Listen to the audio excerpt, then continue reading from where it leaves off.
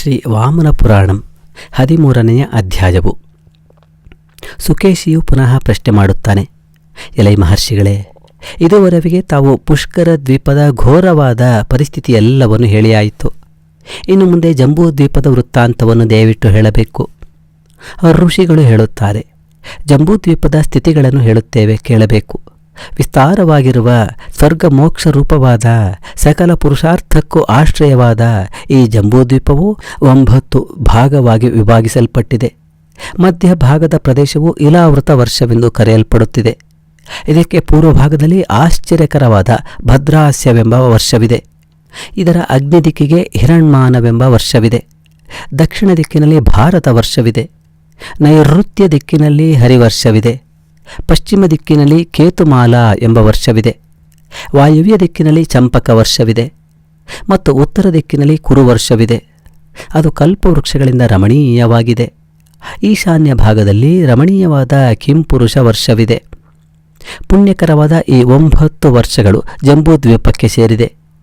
ಇವುಗಳಲ್ಲಿ ಭಾರತ ವರ್ಷವನ್ನು ಬಿಟ್ಟು ಉಳಿದ ಇಲಾವೃತವೇ ಮೊದಲಾದ 8 ವರ್ಷಗಳಲ್ಲಿ ವಾಸಿಸುವವರಿಗೆ ಯುಗ ವೈಷಮ್ಯದಿಂದುಂಟಾಗುವ ಅವಸ್ಥಾ ಪರಿಸ್ಫೃತಿ ಯಾವುದೂ ಇರುವುದಿಲ್ಲ. ವಾರ್ಧಕ್ಯ, ಮರಣ ಇಂತಹ ಭಯ ಯಾವುದೂ ಇಲ್ಲ.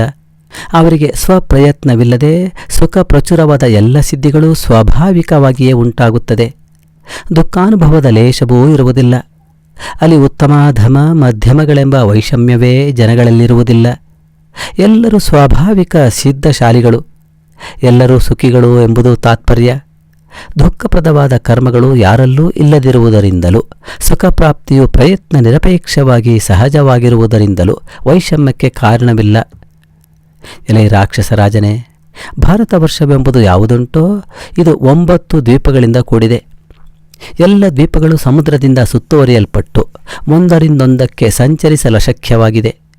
ಈ 9 ದ್ವೀಪಗಳಲ್ಲಿ ಇಂದ್ರದ್ವೀಪ, ಕಶೇರೋಣ, ತಾಮ್ರವರ್ಣ, ಗಬಸ್ತಿಮಾನ್, ನಾಗದ್ವೀಪ, ಕಟಾಹದ್ವೀಪ, ಸಿಂಹಳದ್ವೀಪ, ವಾರುಣದ್ವೀಪಗಳು ಬೇರೆ ಇವೆ. ನಾವು ವಾಸ ಮಾಡುತ್ತಿರುವ ಈ ದ್ವೀಪವು ಕುಮಾರದ್ವೀಪವೆಂದು ಪ್ರಖ್ಯಾತವಾಗಿದೆ. ಇದು ಸಮುದ್ರದಿಂದ ಸುತ್ತುವರಿಯಲ್ಪಟ್ಟು ದೀರ್ಘತೆಯಿಂದ ದಕ್ಷಿಣೋತ್ತರ ದಿಕ್ಕನ್ನು ವ್ಯಾಪಿಸಿರುವ 9ನೇ ದ್ವೀಪ. ಈ ದ್ವೀಪದ ಪೂರ್ವ ಭಾಗದ ಕೊನೆಯಲ್ಲಿ ಕಿರಾತರು, ಪಶ್ಚಿಮದ ಪ್ರಾಂತ ಪ್ರದೇಶದಲ್ಲಿ ಯವನರು, ದಕ್ಷಿಣದಲ್ಲಿ ಆಂಧ್ರರು, ಉತ್ತರದಲ್ಲಿ ತುರುಷ್ಕರು ವಾಸಿಸುತ್ತಾರೆ. ಬ್ರಾಹ್ಮಣ, ಕ್ಷತ್ರಿಯ, ವೈಶ್ಯ, ಶೂದ್ರರು ಮಧ್ಯಪ್ರದೇಶದಲ್ಲಿ ವಾಸಿಸುತ್ತಾರೆ.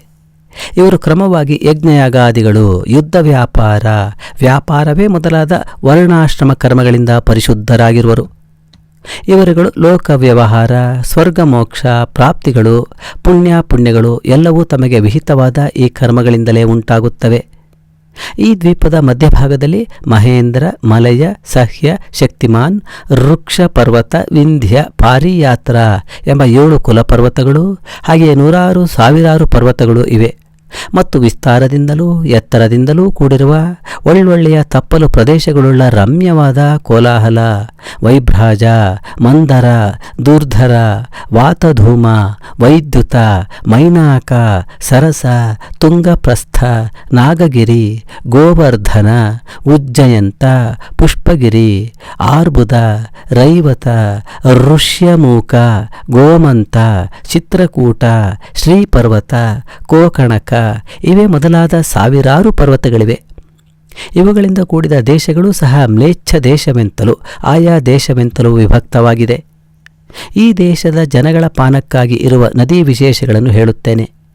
ಹಿಮವತ್ ಪರ್ವತದಿಂದ ಹೊರಟಿರುವ ನದಿಗಳು ಸರಸ್ವತಿ, ಕಾಲಿಂದಿ, ಹಿರಣ್ವತಿ, ಶತದ್ರು, ಚಂದ್ರಿಕಾ, ನೀಲಾ, ವಿತಸ್ಥ, ಇರಾವತಿ, ಕುಹು, ಮಧುರ, ಹಾರಾರಾವಿ, ಉಶೀರ, ಧಾತಕಿ, ರಸ, ಗೋಮತಿ, ಧೂತಪಾಪ, ಬಾಹುದ, ದೃಷದ್ವತಿ, ನಿಸ್ವರ, ಗಂಡಕಿ, ಚಿತ್ರ, ಕೌಶಿಕಿ, ವಧೂಸರ, ಸರಯು, ಲೌಹಿತ್ಯ ಇವುಗಳು. ಮತ್ತು ಪಾರಿಯಾತ್ರ ಪರ್ವತದಿಂದ ವೇದಸ್ಮೃತಿ, ವೇದಸಿನಿ, ವೃತಗ್ನಿ, ಸಿಂಧು, ಪರ್ಣಸ, ನಂದಿನಿ, ಪಾವನಿ, ಮಹಿ, ಶರಾವತಿ, ಚರ್ಮಣ್ವತಿ, ಲೂಷಾ, ವಿದಿಶಾ, ವೇಣುಮತಿ, ಚಿತ್ರ, ಓಘವತಿ, ರಮ್ಯ ಇವುಗಳು ಉದ್ಭವಿಸಿ ಹರಿಯುತ್ತವೆ.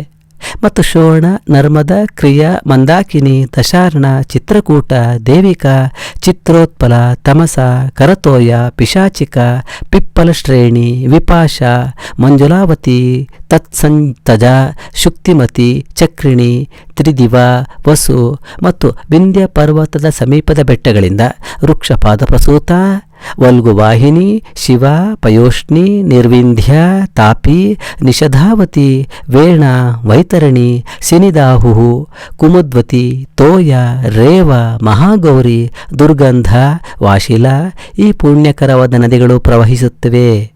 ಹಾಗೂ ಗೋದಾವರಿ, ಭೀಮರತಿ, ಕೃಷ್ಣ, ವೇಣ್ಯ, ಸರಿದ್ವತಿ, ವಿಷಮದ್ರಿ, ಸುಪ್ರಯೋಗ, ವಾಹ್ಯ, ಕಾವೇರಿ, ದುಗ್ಧೋದ, ನಲಿನಿ, ವಾರಿಸೇನ, ಕಲಸ್ವನ ಈ ಮಹಾನದಿಗಳು ಸಹ್ಯ ಪರ್ವತದ ಪ್ರಾಂತ ಭಾಗದಿಂದ ಉದ್ಭವಿಸುತ್ತದೆ. ಕೃತಮಾಲ, ತಾಮ್ರಪರ್ಣಿ, ಮಂಜುಲ, ಉತ್ಪಲಾವತಿ, ಶುನಿ, ಸುಧಾಮ ಈ ನದಿಗಳು ಶಕ್ತಿಮತ್ ಪರ್ವತದಿಂದ ಉದ್ಭವಿಸಿ ಹರಿಯುತ್ತಿದೆ. ಈ ನದಿಗಳೆಲ್ಲವೂ ಪುಣ್ಯಕರಗಳಾಗಿಯೂ ಅನೇಕ ಸರೋವರಗಳಿಗೆ ಆಶ್ರಯವಾಗಿಯೂ ಜಗತ್ತಿಗೆ ತಾಯಿಯಂತೆ ರಕ್ಷಕವಾಗಿದೆ. ಇವೆಲ್ಲವೂ ಸಮುದ್ರವೆಂಬ ಮಹಾಪುರುಷನ ಪತ್ನಿಗಳು. ಇವುಗಳಲ್ಲದೆ ಬೇರೆ ಸಾವಿರಾರು ಕ್ಷುದ್ರ ನದಿಗಳು ಇವೆ. ಇವುಗಳಲ್ಲಿ ಕೆಲವು ಸರ್ವಕಾಲದಲ್ಲೂ ಪ್ರವಹಿಸುವವು, ಕೆಲವು ವರ್ಷಾಕಾಲದಲ್ಲಿ ಮಾತ್ರ ಪ್ರವಹಿಸುವವು. ಈ ಶುಭ ನದಿಗಳ ಜಲವನ್ನು ಮಧ್ಯಪ್ರದೇಶದ ಜನಗಳು ಸ್ವೇಚ್ಛೆಯಿಂದ ಪಾನ ಮಾಡುತ್ತಾರೆ. ಅಂತಹ ಈ ಕುಮಾರದ್ವೀಪದಲ್ಲಿ ಮಧ್ಯಭಾಗದಲ್ಲಿರುವ ದೇಶಗಳು ಮತ್ತು ಅಲ್ಲಿಯ ಜನರು ಜಾತಿ ಭೇದಗಳು ಈ ರೀತಿ ಇರುತ್ತವೆ. ಕೃಷೂದ್ರ, ಕುಂಡಲ, ಪಾಂಚಾಲಕ, ಕೌಶಿಕರು, ಋಕ, ಶಕ, ಬರ್ಬರ, ಕೌರವ, ಕಲಿಂಗ, ವಜ್ಗ, ಅಂಗಜನ, ಮರ್ಮಕ ಇವರು ಮಧ್ಯದೇಶೀಯರು. ಅಭೀರ, ಶಾಟ್ಯಧಾನಕ, ಬಾಹ್ಲಿಕ, ವಾಟದಾನ, ಅಭೀರ, ಕಾಲತೋಯದ, ಅಪರಾಂತ, ಶೂದ್ರ, ಪಲ್ಲವ, ಖೇಟಕ, ಗಾಂಧಾರ, ಯವನ, ಸಿಂಧು, ಸೌವೀರ, ಭದ್ರಕ, ಶಾತದ್ರವ, ಲಲಿತ, ಪಾರಾವತ, ಮೂಷಕ, ಮಾಠರ, ಉದಕಧಾರ, ಕೈಕೇಯ, ದಂಶನ, ಕ್ಷತ್ರಿಯ, ಪ್ರತಿವೈಶ್ಯ ಅನೇಕ ಶೂದ್ರ ಜಾತಿಗಳು ಹಾಗೂ ಕಂಭೋಜ, ದರದ, ಬರ್ಬರ, ಅಂಗಲೌಕಿಕ, ವೇಣ, ತುಷಾರ, ಬಾಹ್ಯತೋದರ, ಆತ್ರೇಯ, ಭರದ್ವಾಜ, ಪ್ರಸ್ಥಲ, ದಶೇರಕ, ಲಂಪಕ, ಸ್ಥಾವಕ, ಆರಾಮ, ಚೂಡಿಕ, ತಂಕಣ, ಆಲಸ, ಆಲಿಭದ್ರ ಕೆಲವು ಕಿರಾತ ಜಾತಿಗಳು ತಾಮಸ, ಕರ್ಮಮಾರ್ಗ, ಸುಪಾರ್ಶ್ವ, ಗಣಕ, ಕುಲೂತ, ಕುಹಿಕ, ಚೂರ್ಣ, ತೂರ್ಣಿಪಾದ, ಕುಕ್ಕುಟ, ಮಾಂಡವ್ಯ, ಪಾಣವೀಯ ಇವರು ಉತ್ತರ ದಿಕ್ಕಿನ ನಿವಾಸಿಗಳು. ಇವುಗಳಲ್ಲಿ ನಿರ್ದಿಷ್ಟವಾದ ನಾಮಗಳು ದೇಶಕ್ಕೂ ದೇಶದಲ್ಲಿ ವಾಸಿಸುವ ಜನಸಾಮಾನ್ಯಕ್ಕೂ ಅನ್ವಯಿಸುತ್ತದೆ. ಅಂಗ, ವಂಗ, ಮದ್ಗುರವ, ಸ್ವಂತರ್ಗಿರಿ, ಬಹಿರ್ಗಿರಿ, ವಾಂಗೇಯ, ಮಾಂಸದ, ಬಲದಂತಿಕ, ಬ್ರಹ್ಮೋತ್ತರ, ಪ್ರಾವಿಜಯ, ಭಾರ್ಗವ, ಅಂಗೇಯ, ಮರ್ಷಕ, ಪ್ರಾಗ್ಜ್ಯೋತಿಷ, ಪೃಷಧ್ರ, ವಿದೇಹ, ತಾಮ್ರಲಿಪ್ತಿಕ, ಮಾಲ, ಮಗಧ, ಮಾನಂದ ಇವುಗಳು ಪೂರ್ವ ದಿಕ್ಕಿನಲ್ಲಿರುವ ರಾಷ್ಟ್ರಗಳು. ಪುಂಡ್ರ, ಕೇರಳ, ಚೌಡ, ಕುಲ್ಯ, ಜಾನುಕ, ಮೂಷಿಕಾದ, ಕುಮಾರದ, ಮಹಾಶಕ, ಮಹಾರಾಷ್ಟ್ರ, ಮಾಹಿಷಿಕ, ಕಳಿಂಗ, ಅಭೀರ, ವೈಸಖಿ ಅರಣ್ಯವಾಸಿಗಳಾದ ಶಬರರು, ಪುಲಿಂದರು ಇವರು ವಿಂಧ್ಯ ಪರ್ವತದ ದೇಶಕ್ಕೆ ಸೇರಿದ ಜನಗಳು. ವೈದರ್ಭ, ದಂಡಕ, ಪೌರಿಕ, ಸಾರಿಕ, ಅಶ್ಮಕ, ಭೋಗವರ್ಧನ, ನೈಮಿಕ, ಕುಂದಲ, ಅಂಧ್ರ, ಉದ್ಭೀದ, ನಲಪಾರಕ ಇವು ದಕ್ಷಿಣ ದಿಕ್ಕಿಗೆ ಸೇರಿದ ರಾಷ್ಟ್ರಗಳು. ಶೂರ್ಪಾರಕ, ವಾರಿಧಾನ, ದುರ್ಗ, ಚಾಲೀಕಟ, ಪುಲೀಯ, ಅಸಿನೀಲ, ತಾಪಸ, ತಾಮಸ, ಕಾರ್ಯಸ್ಕರ, ಭಮೀನ, ನರ್ಮದೆಯೊಡನೆ ಕೂಡಿರುವ ನಾಸಿಕಾಂತ ಪ್ರದೇಶ, ದಾರುಕಚ್ಛ, ಸುಮಾಹೇಯ, ಸಾರಸ್ವತ, ವಾತ್ಸೀಯ, ಸುರಾಷ್ಟ್ರ, ಅವಂತಿ, ಅರ್ಬುದ ಈ ರಾಷ್ಟ್ರಗಳು. ಇಲ್ಲಿರುವ ಸಮಾನ ನಾಮಧೇಯವುಳ್ಳ ಜನಗಳೂ ಸಹ ಪಶ್ಚಿಮ ದಿಗ್ಭಾಗಕ್ಕೆ ಸೇರಿದವರು.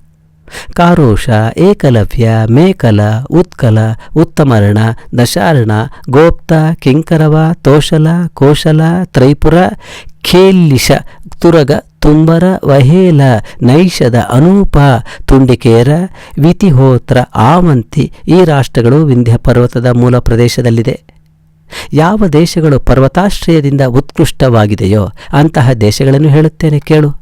ನಿರಾಹಾರ, ಹಂಸಮಾರ್ಗ, ಕುಪಥ, ತಂಗಣ, ಖಶ, ಕೃತಪ್ರಾವರಣ, ಊರ್ಣಾಪೃಷ್ಠ, ಸುಹೂಹುಕ್ವ, ತ್ರಿಗರ್ತ, ಕಿರಾತ, ತೋಮರ, ಶಶಿಖಾದ್ರಿಕ ಇವುಗಳು. ಈ ಪ್ರಕಾರ ಈ ಕುಮಾರದ್ವೀಪಕ್ಕೆ ಅನುಬಂಧಿಸಿರುವ ವಿಸ್ತಾರವಾದ ವಿಷಯಗಳನ್ನೆಲ್ಲ ನಿನಗೆ ಹೇಳಿದ್ದಾಯಿತು. ಎಲೆ ರಾಕ್ಷಸರಾಜನೇ, ಈ ದೇಶದಲ್ಲಿ ಭಿನ್ನ ಭಿನ್ನವಾದ ದೇಶ ಧರ್ಮಗಳನ್ನು ಇನ್ನು ಮುಂದೆ ಹೇಳುತ್ತೇನೆ ಕೇಳು. ಇಂತೂ ಶ್ರೀ ವಾಮನ ಪುರಾಣದಲ್ಲಿನ ಭುವನ ಕೋಶ ವರ್ಣನವೆಂಬ 13ನೆಯ ಅಧ್ಯಾಯವೂ ಸಮಾಪ್ತವಾದುದು.